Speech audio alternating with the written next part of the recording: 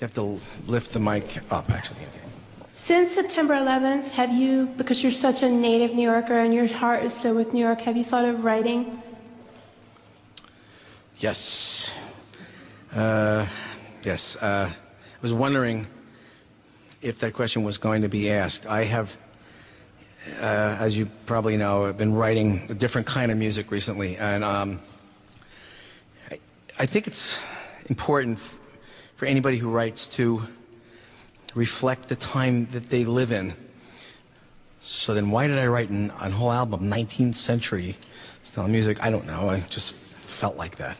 But I still trying to get my hands around what happened. What happened was so immense. What happened was so horrendous and so inhuman.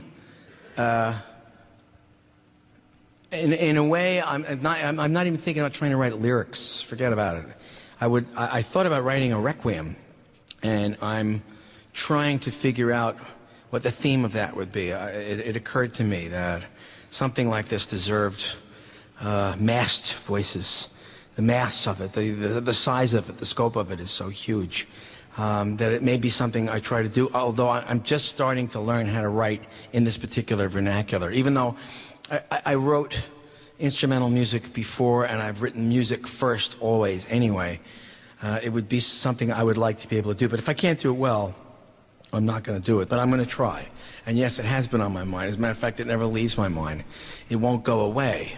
And anybody who has written music or written a song knows there is nothing like terrible, terrible sorrow to motivate composition, just as incredible happiness can motivate a composition. Like love can make you write poetry, love can make you write music, but heartache and heartbreak and terrible sorrow can do the same thing.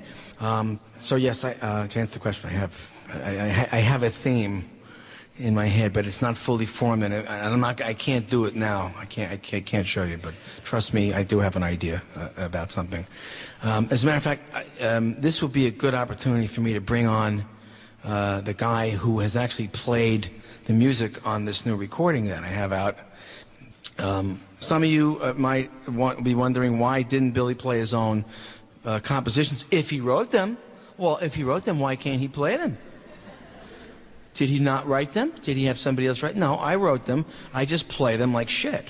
Okay.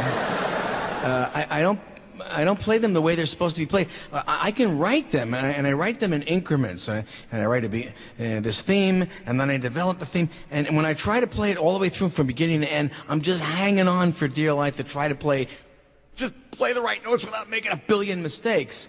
And he can play this stuff with nuance and dynamic, and he can give it a bravura performance, and he can give it an arc from beginning to end. And so I would like to introduce him to you before any more time goes by. Please say hello to Mr. Richard Jew.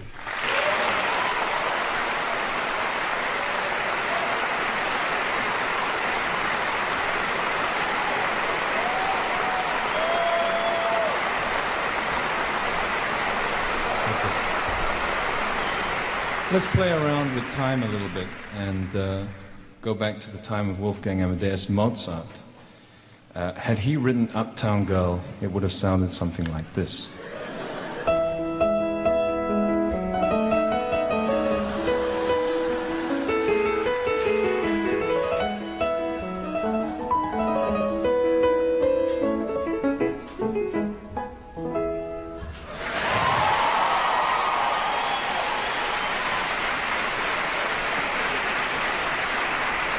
That would be Willie Amadeus, Joel.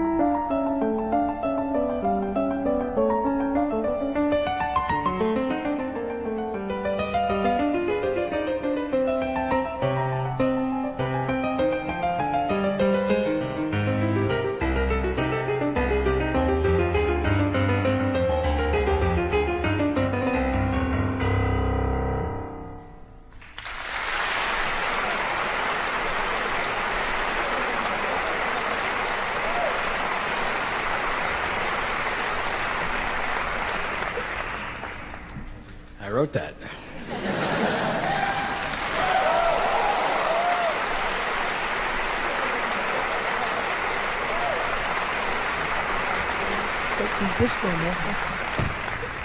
This is the last piece on the Fantasies and Delusions. It's Air, called Air, subtitled Dublin-esque.